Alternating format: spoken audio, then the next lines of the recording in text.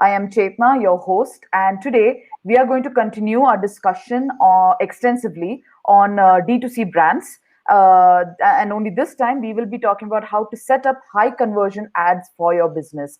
To enlighten us on the subject, we have Shivam K, who is the co-founder of the Teaser Company, a company that helps brands out there to set up high conversion ads and provide great results for their brand visibility. So, welcome, Shivam. Thank you so much for joining us today in this webinar.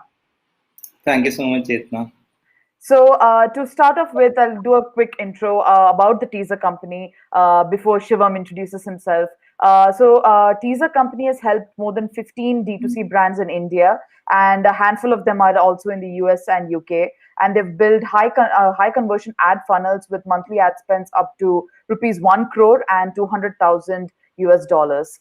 And Shivam is the co-founder. He has run most of these ads himself, and he's, I think, if I'm not wrong, a copywriter turned entrepreneur, right? So, Exactly. Yeah. yeah. So, Shivam, without any further delay, as we wait for people to join in the webinar, would you please introduce yourself and elaborate a little bit more about the Teaser Company and your journey through the years?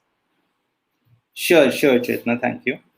As Chetna rightly said, I was a copywriter. In fact, I'm an engineer turned copywriter, if you'd like to put it that way. And I was always into songwriting and a lot of stuff during my college times, and that is how I came into the field of advertising.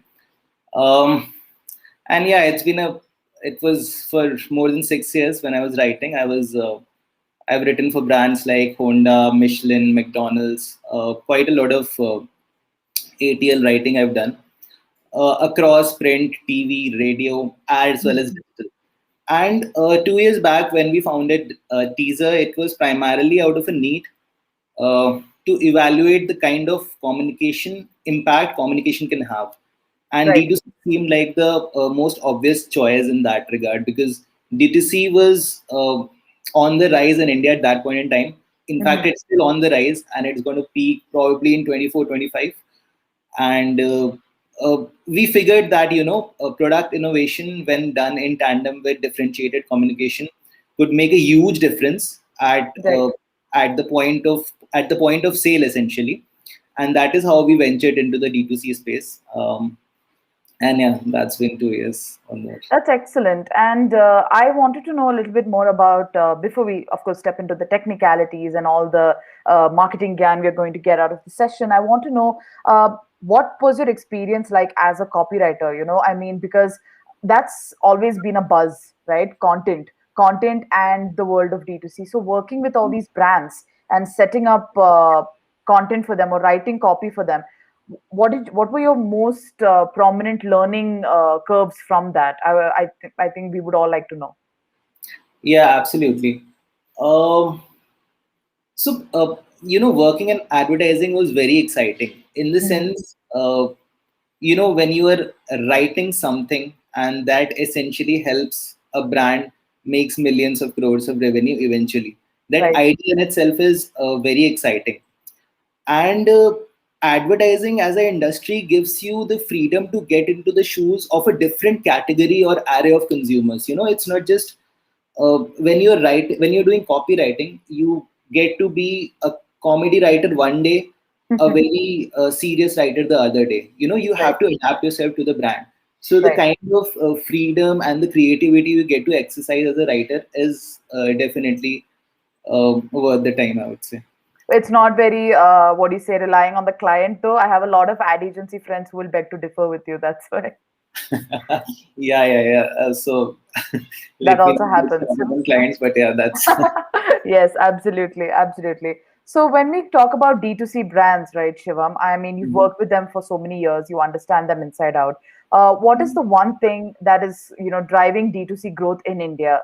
And of course, we will venture into discussing marketing more. But what is the one thing that's driving direct to customer brand growth in India right now? yeah. So I guess the biggest reason D2C is on the rise and flourishing in India is because you have direct access to your customer. Right. Uh, you Yeah. you're essentially cutting down the middleman, right? You don't have to rely on retailers and their commission or the marketplaces for that matter. Yeah, of course. And eventually, if you have a good return rate, Mm-hmm. and you are building a good brand and doing everything right when it comes to the first, let's say, 1,000 or 10,000 customers, you literally own your customers. And if the return rate is good, you are basically generating revenue at a acquisition cost of zero. Right. So it gives you a huge opportunity to generate a huge lifetime value by doing the right things in the beginning. Mm-hmm. And yeah, direct access to customer point plays a very key role in Absolutely. making this worth the trend here. Yeah, yeah, yeah. Yeah. And do you recommend people to start, like if I have a business idea and I want to start a business, do you recommend I start as a, B2C, I mean like on a marketplace, or do you think it's better to, set up as a D2C itself? Yeah, so it depends on the business essentially. Um, Okay. I mean, Yeah.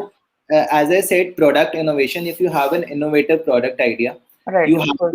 you can definitely go D2C. Right. On the Absolutely. other hand, if your idea is something that is more like would utilize a pull marketing medium, for example, if people are looking actively for your kind of product Right. through search keywords, then probably a marketplace would be a good idea. But that doesn't mean you cannot migrate from marketplace to D2C eventually. Of course. With that being said, yeah, if you have a very innovative product, if you are keen to occupy a space in the market that no one else has done, if you Mm-hmm. have a unique selling point, essentially, Yeah. definitely going to D2C is the way. Absolutely. So to start off with, I think we have now we can start off with understanding exactly what this webinar today is centered around, and that is to set up high conversion ads for D2C, right? So Shivam, could we start with understanding what does marketing for D2C mean? And what is your take on what I mean? Is it different from how we do marketing in general, traditional marketing, versus new digital marketing? So could you shed some light on that? What marketing for D2C means for small businesses, especially? Yeah, absolutely. So traditionally, going back, maybe 10, 15 years or so, we had advertising as a vertical and we had sales and marketing as another function. Right. And advertising, the job was to essentially raise awareness about a brand Mm-hmm. or build the brand. And sales and marketing was something that was more directly related to revenue. But you know what happens? What has happened with the evolution of digital and the rise of, let's say, D2C, etc.? You have a very short attention span Yeah. of the customer, and you have to not only educate them about your brand, but also drive them into an action, which is in most of the cases sales. Hmm. So that challenge is something that has made people essentially change the way they look at digital or the way they look at marketing. The entire journey from raising awareness to converting, getting a sales done, Right. doing that in such a short span of time, although there are funnels that last like rely on 10 to 14 days for conversion, but it's always a win if you are making an impulsive purchase. And that Right. is where we work towards Mm-hmm. getting the conversion while educating about the brand. It's as challenging as it sounds. It's possible. There are cases that this has been possible, and there are ways to do that. So that Okay. is simply the transformation and how things stand right now, in my opinion. Okay. Okay.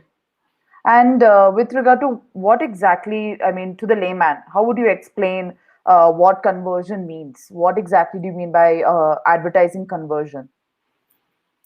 Yeah, sure. So basically, conversion is the idea of showing your ad to a person, Mm-hmm. to a cold audience or someone who might be knowing about your brand, getting them to your e-commerce website and Right. generating a sale.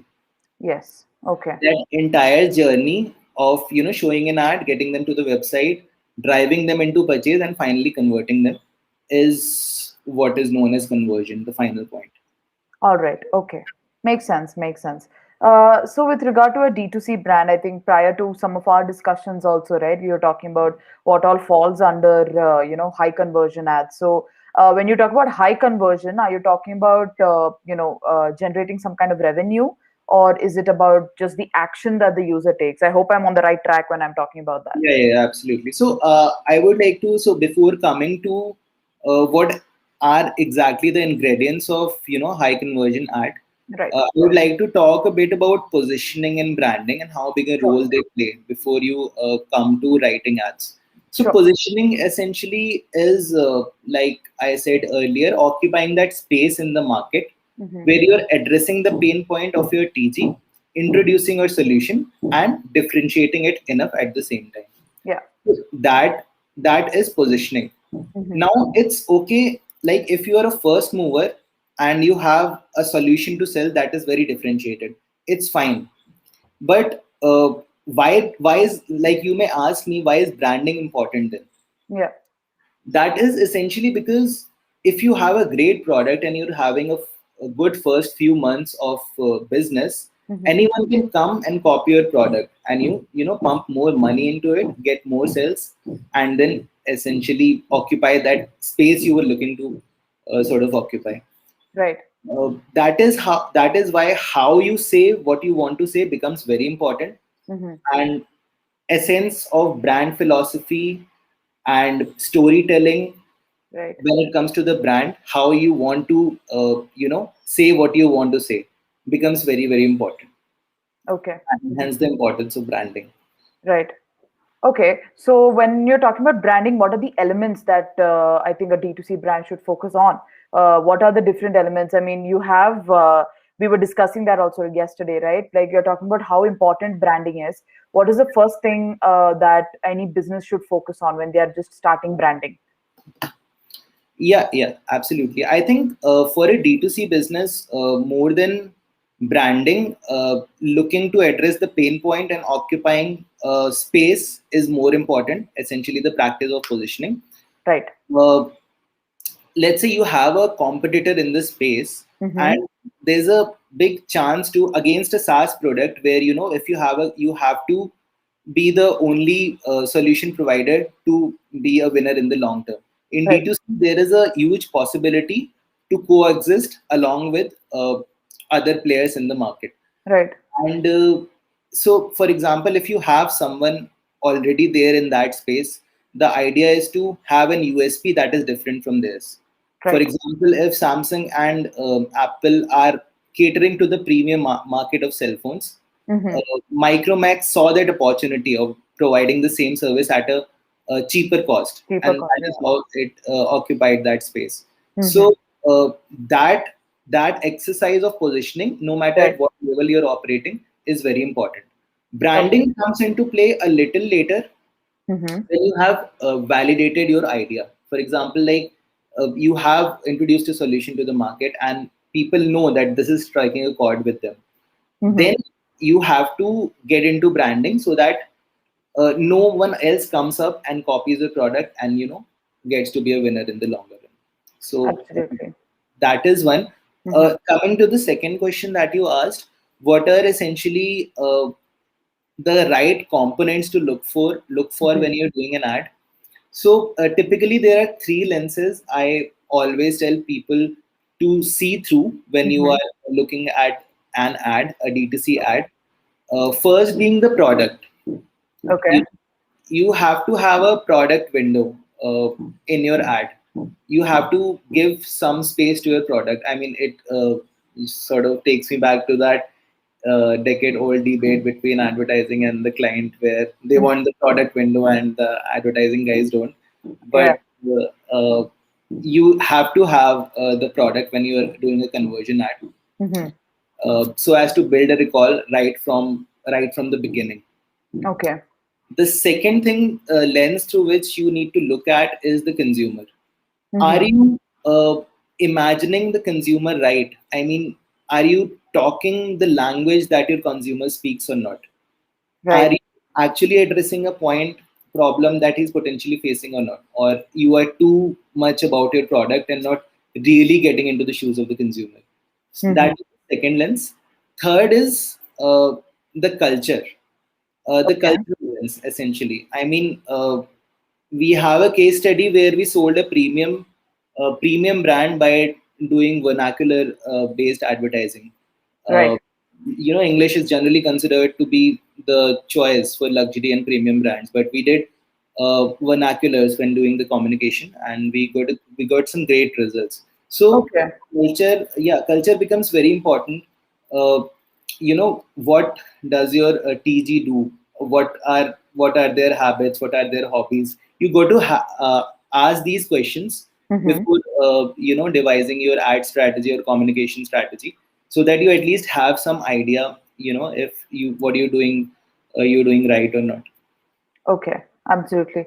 And that makes perfect sense, which also reminds me to, discuss this with you. A lot of small businesses today, right? Now they've, I think, grasped the concept of what branding means.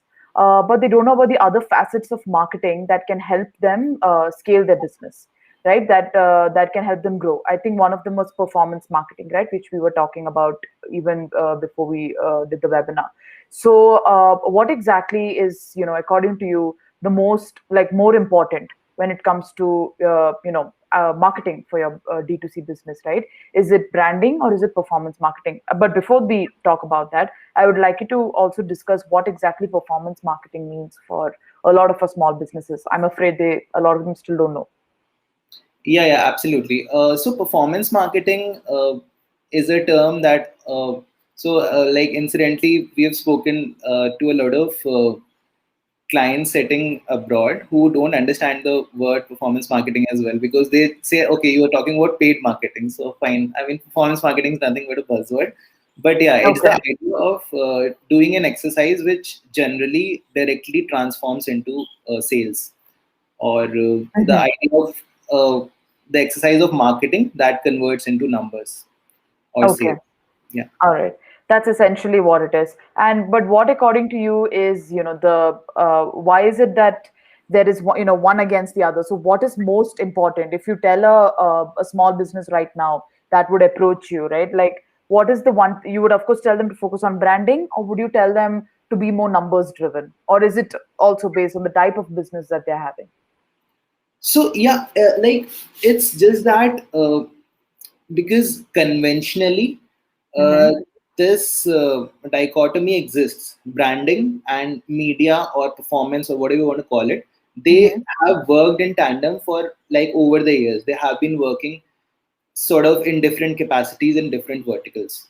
Right. But when if you ask me, there's definitely a line of convergence or interaction between the two of them, and you Okay. have to pay equal amount of effort to branding even when you're doing performance marketing, which Mm-hmm. generally a lot of people sort of overlook, or they're doing and they don't know about it. But Yeah. branding when you are doing performance marketing is very essential. However, in like to answer your question in Yeah. more conventional terms, if you are starting a business, it makes sense to invest in performance marketing. Mm-hmm. Have your basics of marketing right. You know what's your TG, what the space you're trying to occupy, what Mm-hmm. is the pain point you're trying to solve, and then go all in with performance marketing. Validate the idea and then move to branding. Makes perfect sense. Actually, I think that's a great way to go about it. Which also, when before we started the webinar, I was thinking you're talking about running ads, right? And the only channel that I could think of was actually social media. So I wanted to know, you're talking about branding and you're talking about performance marketing. I hope we have not skipped a few phases into understanding, ad conversion for businesses, but this is definitely something that I've been thinking about, which is social media management, right? Social media when it comes to running ads, how important do you think it is? Yeah, so social media plays a huge role because that is where your online presence essentially is. Apart from the website, the Yeah. second place you want to be present is your social channels. Yes. But again, when you are starting things, Hmm. it makes a lot of sense to invest on acquisition, on Okay. acquiring new customers. All right. Social media engagement and social media management, these things play a huge role when you have a good community of followers, you have a good first customers, and you have some scope of engaging with the community or engaging with your followers, generating, doing some brand building basic activities. Right. But for a brand to begin with, social media, when they don't have a good followership or community, it has to take a backseat unless you are doing the first thing of acquiring the customers you want to acquire. Okay, but that's not what small businesses do, if I'm not wrong, right? A lot of them, the first thing they do is set up social media, and I think before they even set up an online store or a website, they immediately run ads on social media.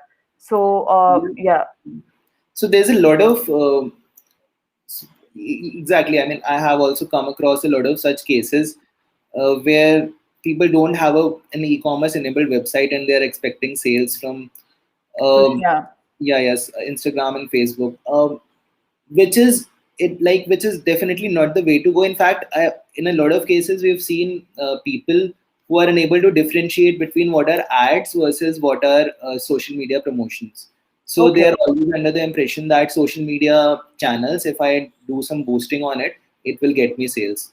But those are the wrong notions that people are under, Hmm. and they need to be addressed and solved. Yeah, of course. You know, sort of, yeah. All right. And what is it that you believe? I mean, do you think it's social media promotions that they should be doing, or is it ads that they should be investing their money in? Yeah, exactly. So definitely they should look at having a channel, an online store in the first place. If you're going D2C, an e-commerce enabled store is the first thing you have to go Right. for. Hmm. Shopify has made things so simple that essentially someone who is not at all into coding will be able to set up an online e-commerce enabled store. And yeah, like if you're doing that and you are redirecting people to that, then you it makes a lot of sense because you'll be the website is yours, the social channel is yours. You'll be able to track your customers, the kind of people who are purchasing, their demographics, their interests, and basically have a lot of learning happening. Against a Hmm. lot of times, what also happens is that people they're selling on Amazon and they're doing marketing on social media marketing on their Yeah. channel. So what happens is they're not able to track the customers who are purchasing from marketplaces. Right. So they don't have Absolutely. any right way to do the analysis. Okay. And yeah, so Instamojo also has an e-commerce platform where, Yeah. I think you can set up your store, and I think that's a great, way to look at it, because a lot of them, there's a overload of information and content and running ads and social media promotions happening at this point. So it's always great to set up an online platform or a website or a store before you go ahead with these things, which I completely agree with you. So when Yeah, it comes exactly. to, I yeah, mean, yeah, the Instam audio, the solution is amazing, of course. It's even it has even further simplified the task of having an online store. So absolutely, yeah. And I think every small business should have it. So completely on board that idea. But according to you, which is the best channel for D2C brands in general? I mean, we spoke about the stores, we spoke about an e-commerce platform, and while we were discussing branding versus performance marketing versus social media marketing, what exactly is the best marketing channel for D2C brands? So uh, there are a lot of channels that are upcoming, first of all. So for the Right. past 2 years, Facebook ads, or when I say Facebook ads, is Facebook plus Instagram. Ads Mhm. have almost consumed a good 80% of the budget. Even the brands which are in the growth stage are, Yeah. putting 80% of their budgets into Facebook ads, plus Instagram, of course. But there are a lot of channels that are coming into prominence now. Hmm. YouTube ads for one is something I feel has not been explored as much as it should be. Okay. Yeah, and YouTube ads, I see a huge potential in terms of them uh, Yeah. becoming possibly, coming into display marketing as the major player. Absolutely. All right.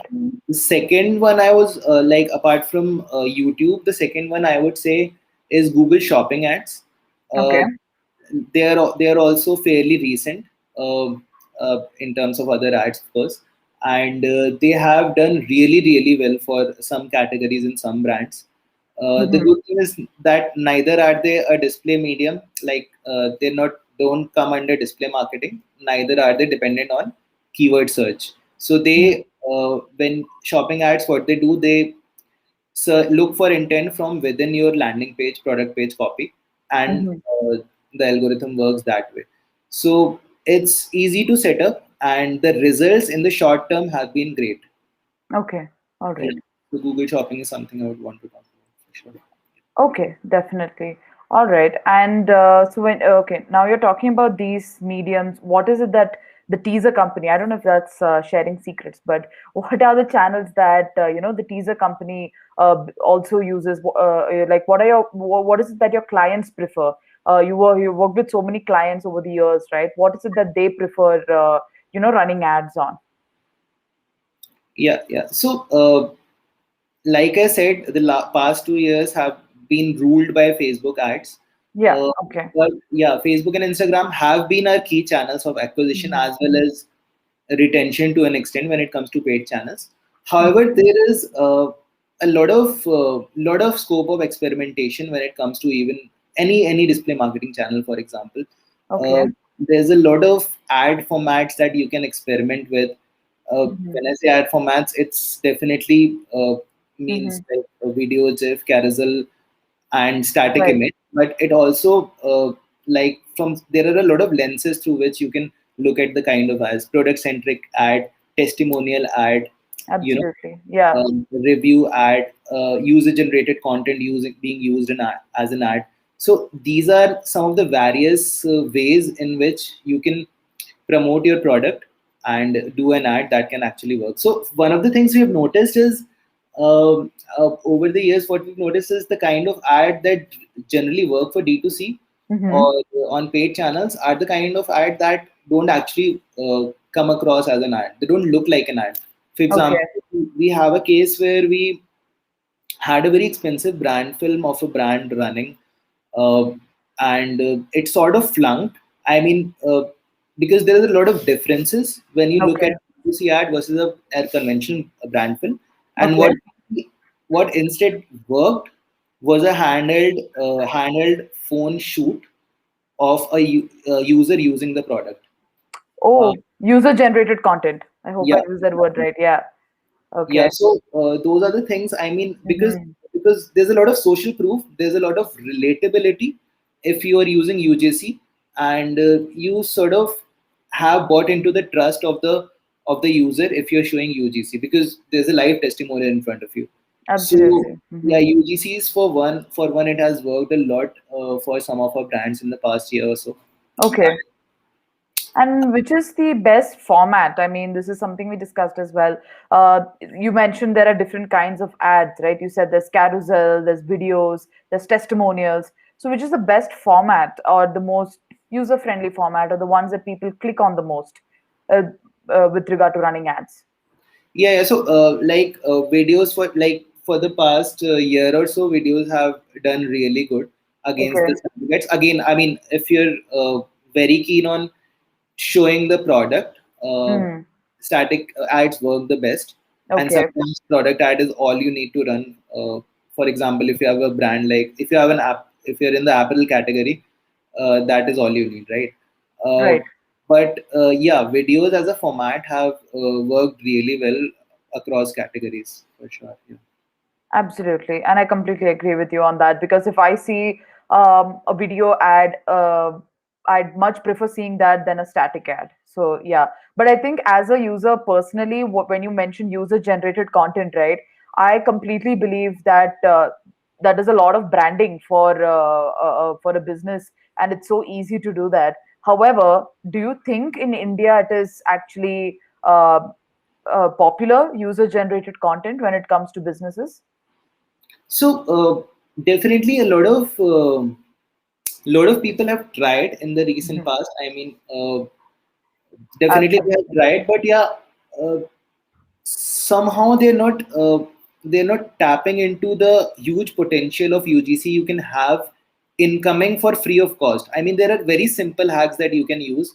For Yes, example, you have an auto-generated mail going out to your customer when he has purchased for the second time only, and then if he's purchasing for the second time, he's definitely liking your product and he won't hesitate a lot in giving a review. a photo Absolutely. review, and give him some incentive for a photo review or for a video review, you have you have ensured a continuous supply of UGC. Right. So these things are something that you don't have to invest much into and Mhm. comes almost free of cost. Other Absolutely. example, we have seen a lot of brands doing influencer marketing. Yeah, I was about to mention that. Thanks. Yeah. Yeah.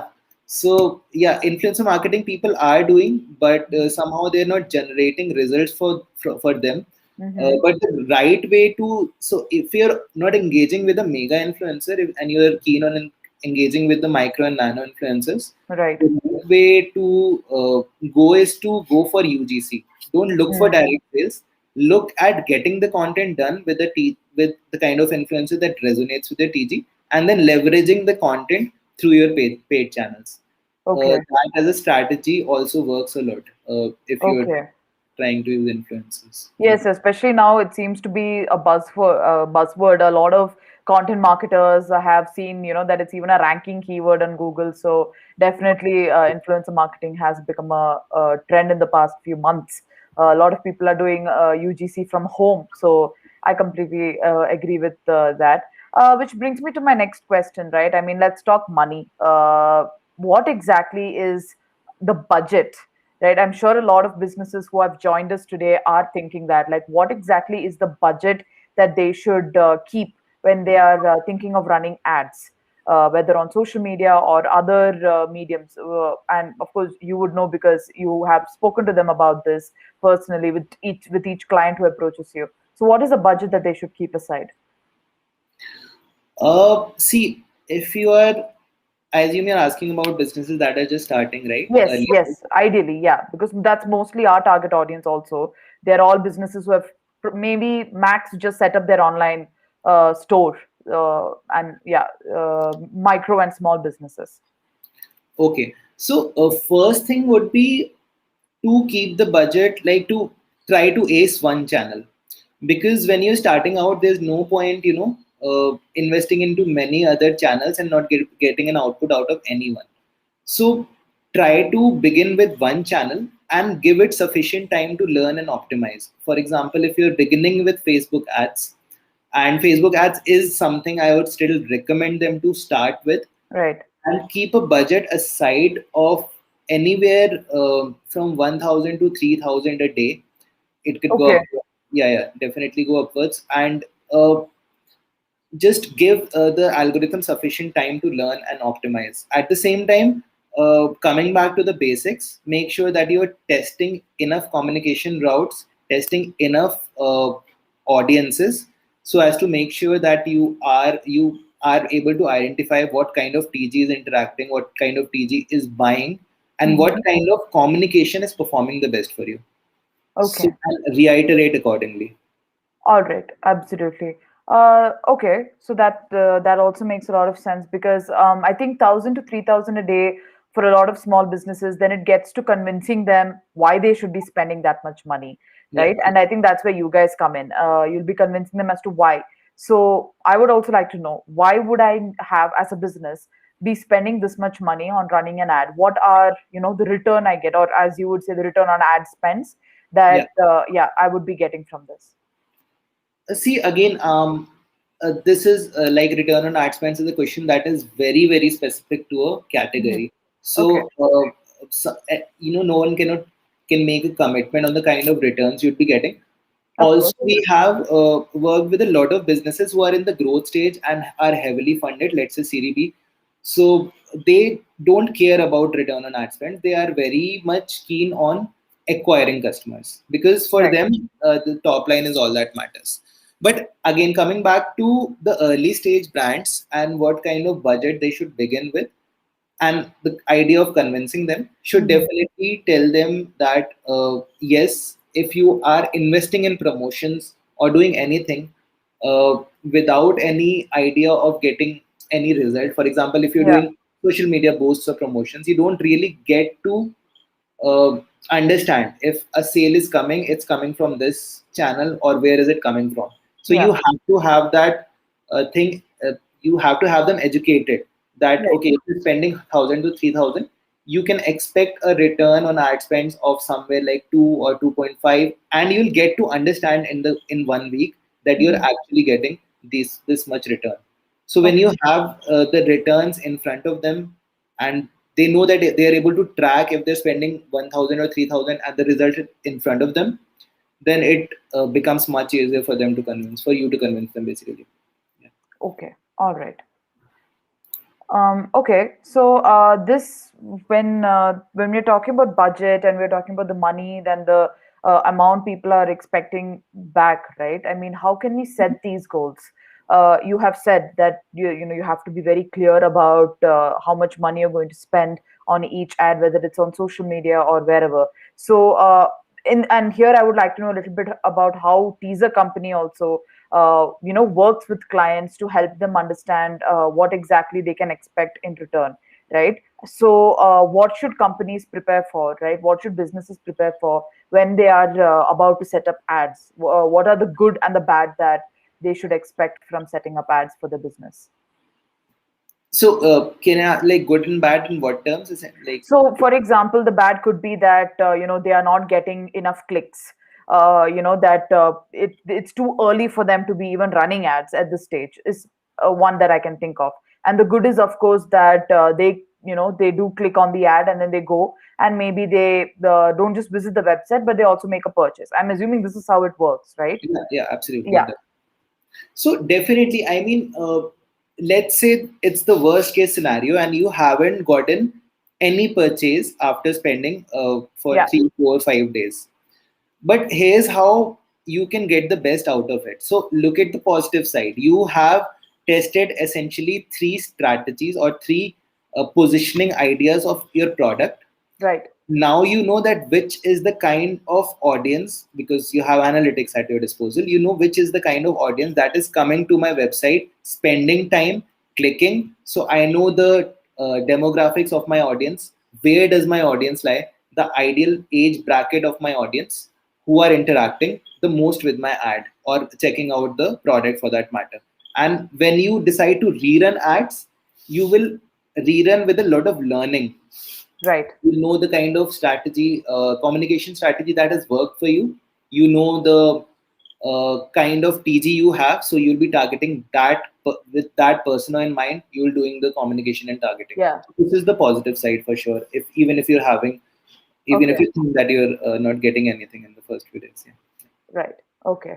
Okay. So now we're talking about ads for far too long because I also want to understand a more overview, centric approach to what are some of the advantages that you believe. Now, I know we discussed it in the beginning of the webinar, but we have a lot more people online now. So I want to again revisit, some of the advantages, the biggest advantages of going D2C versus going, the marketplace and retail route. What is the biggest major advantage that I mean, I'm sure there are many, but one is, of course, as we discussed in the beginning, which is that you have complete control over your business. But what else do you think are the biggest advantages? Yeah, I mean, definitely, as you said, owning your customer and Right. counting on a good lifetime value out of them Yeah. remains the biggest reason to go D2C. Apart from that, there's a huge opportunity to build a brand when you have access to your customers. So if you're relying on marketplaces, you are relying on search intents. So if Okay. a user has a high intent, let's say I have to shop for a trimmer, I will shop for the trimmer regardless of which brand. I'll probably look at Hmm. the best cost and best reviews and go for it. But when Right. you do B2C, you have a huge opportunity to advocate a brand philosophy, have a Hmm. brand voice essentially. Yes. And because this is the age where millennials and the generation beyond it are engaging are with the brand and are willing to pay a premium for that. So Absolutely. yeah, and that is where the opportunity lies to build a brand, have a brand voice, have the first set of customers who essentially turn into brand advocates. Hmm. And that is when the magic happens, and when you have built a brand for yourself. All right. I completely agree with you on that about the advantages. And I think we have one or two audience questions also coming in. about D2C. But before that, there's something else I want to ask, and this is just an opinion. I mean, this is just something I thought of some time back when we were talking about social media, right? Uh, Reels. I actually want to talk about how effective Reels are right now as a social media promotion tool, and I also wanted your opinion to know what do you see going into the future when it comes to Instagram Reels, right? Because I heard a rumor that now they're going to run Instagram Reel ads as Yeah, well. yeah, Yeah. it's So on. it's actually going to be a thing, Yeah, really. yeah, yeah. Oh my God. I don't know Yeah. if that's scary or good, but So, yeah, even WhatsApp business app has add to carts in their catalog right. now. Yes. So yeah, e-commerce and social media platforms are integrating very seamlessly, Hmm. and Reels is just another thing that has played out recently. I think Reels are a fantastic opportunity for any marketer because Yeah. to tell you what I mean.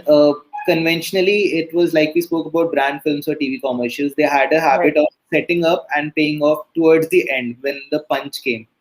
But Yeah. with reels and ads, you have to capture the user's attention in the first 1 or 2 seconds. You have to have the impact there. So the graph is just the reverse of what it was earlier.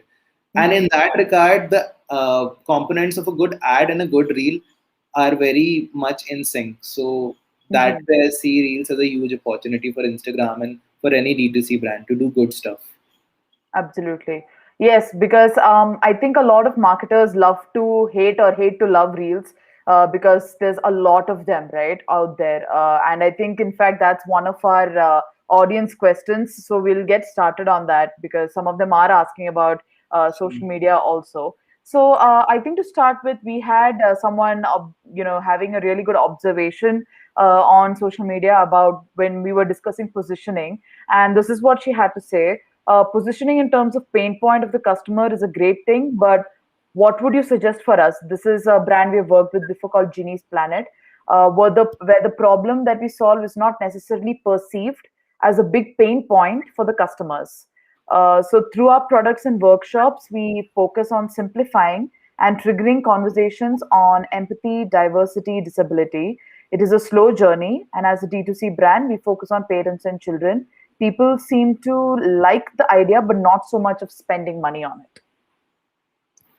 Okay, interesting. I'll just almost checking the website as we are speaking. So it's a very noble idea for sure. Yeah, Um, so I just trying to get the question. The yeah. it's is the question about structuring the ad funnel, because I cannot read the last part of the question for some reason. Yeah, so I'll have to hide the question because otherwise I can't see it. So the last part of the question is that people seem to like the idea of what they do, but not so much of spending money on it. So I think it's while it is a very noble cause, they are not able to maybe get the pain point of the customers or reach out, to the exact right customers or convince the customers to invest in their products.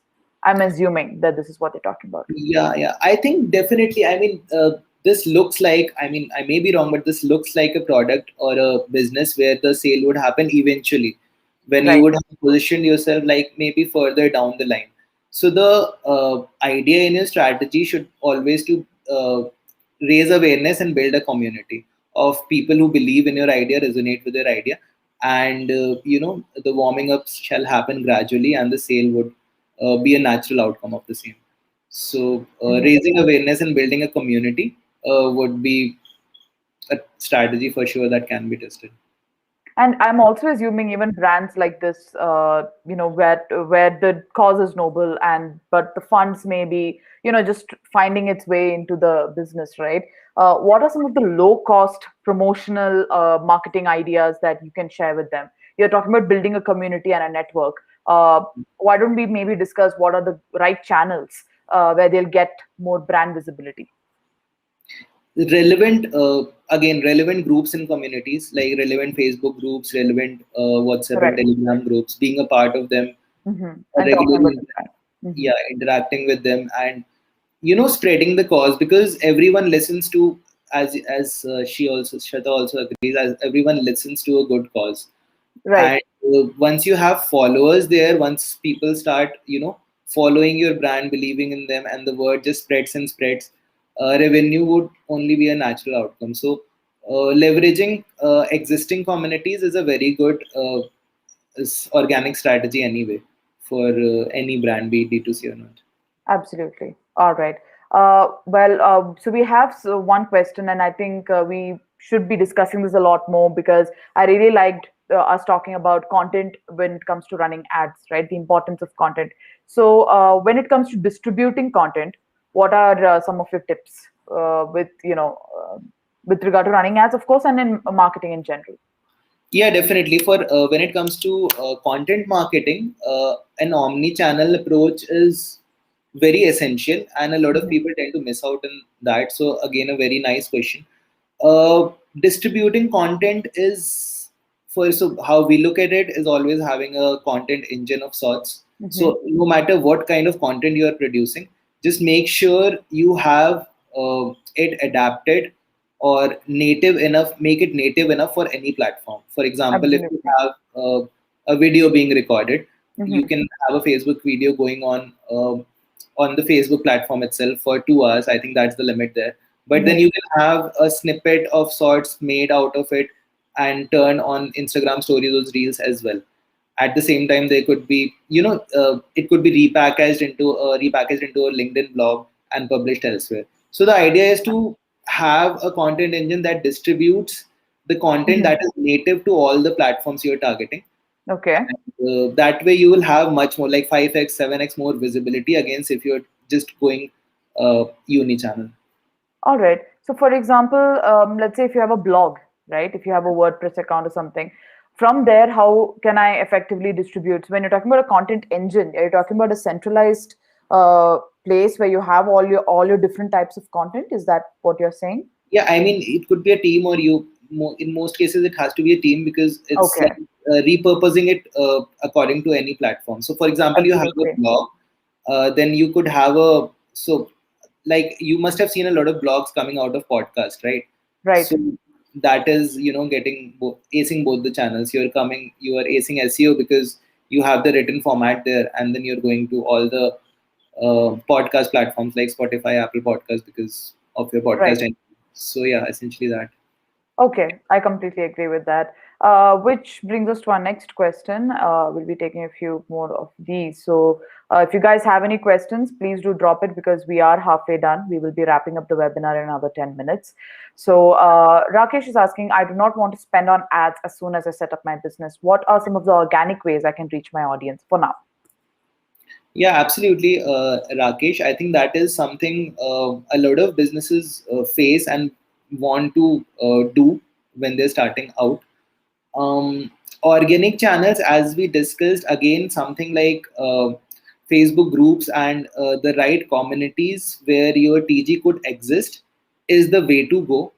Uh, and yeah, we have seen people generating very good sales just by engaging with the right community on Facebook Right. group or be it Instagram or even WhatsApp for that matter.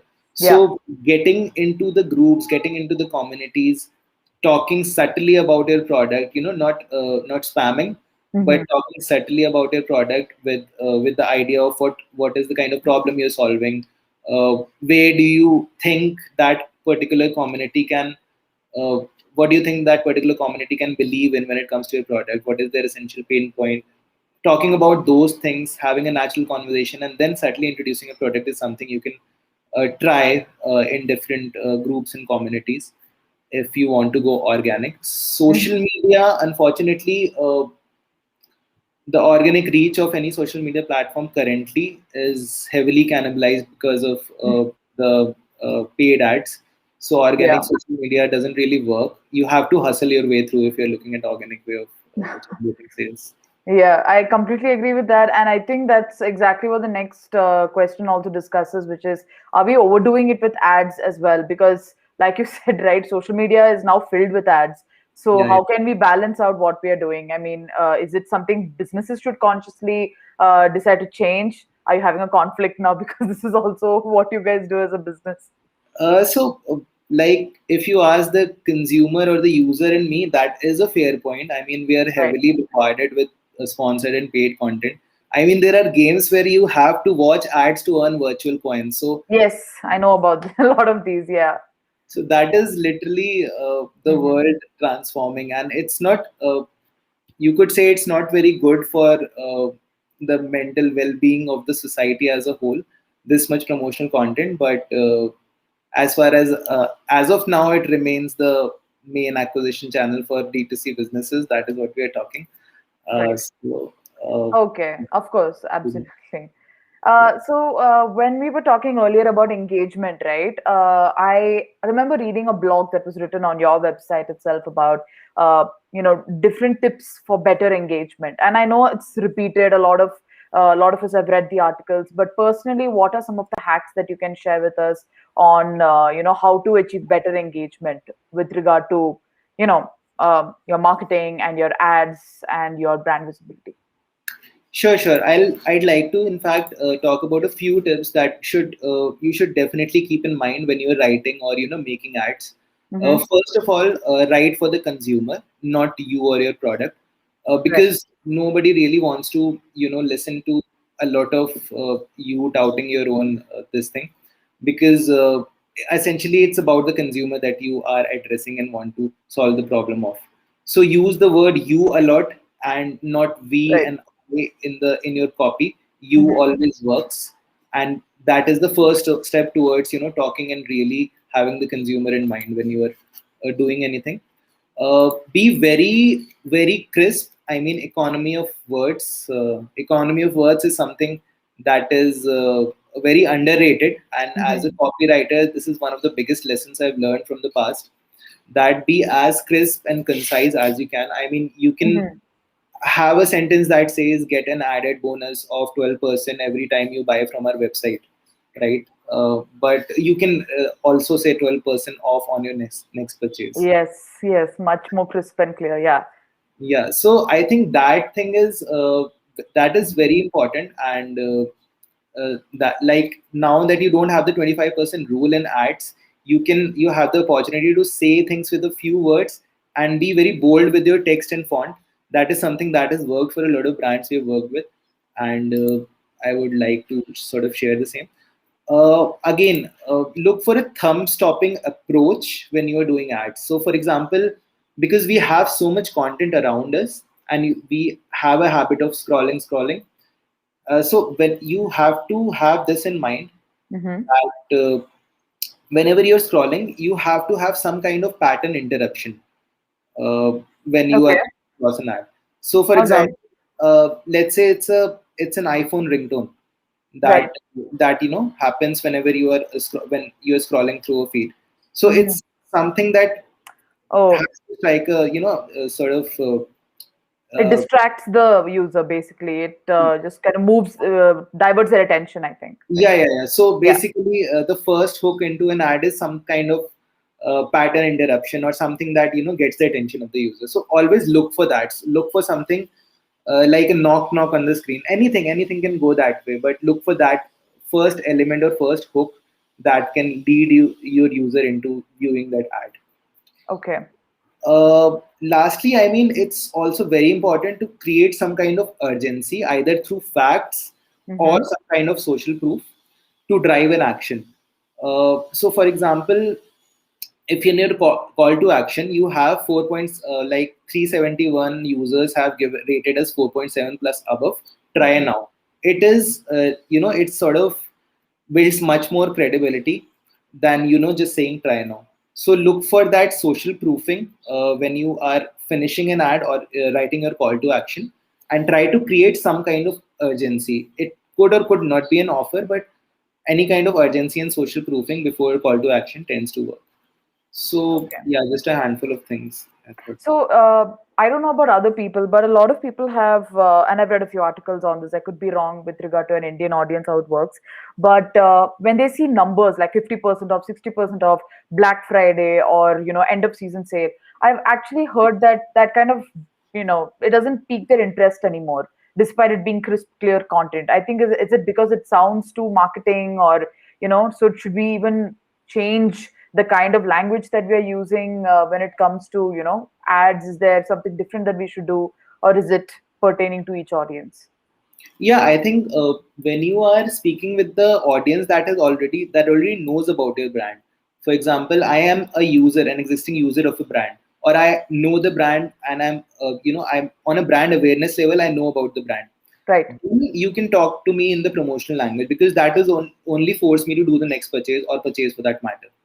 But Okay. if you are, heavily bombarding the cold audiences with offers and promotions, Hmm. people may perceive your brand as as someone who's very relying a lot on offers. That is not a good thing. That is a negative sort of brand image.